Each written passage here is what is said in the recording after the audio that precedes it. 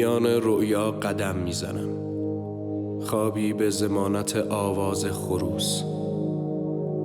یک خروس قرمز با چشمانی باد کرده، درخت تنها، بهشت ممنوعه، میوه فاسد شده و ضیافت کرمها. برگی می افتد، طوفانی آغاز می شود، مشتی گره می شود، جهان نابود می شود. آواز فاخته در ولایت ما شنیده نمی شود. تنهایی یکولیا.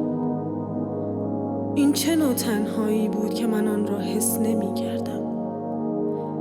فکر می کردم وقتی تو را یافتم تنهایی مانند سایه های شب با طلوع زمین مرا ترک می کند، اما اضطراب پنهان ابراهیم، دستان سرد اسماعیل، دستان سرد اسماعیل، تنهایی ابراهیم، نگاه‌های اسماعیل. تبرت را فراموش نکن، کلی بت اینجا مانده. بی اختیار با تو تا تاریک ترین زوایای خانه عشق.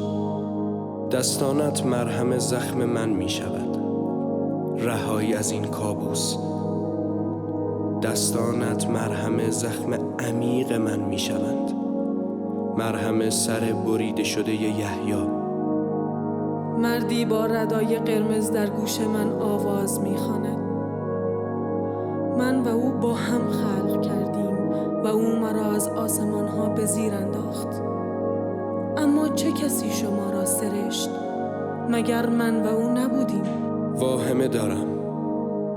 واهمه دارم از نخواندن خروس و نرسیدن صبح. در این کابوس ابدی همیشه به یک نقطه میرسم، نقطه‌ای مقابل تو. یک خنجر در برابر مردم. شاید ما خدا را فراموش کرده بودیم. به خواب برو.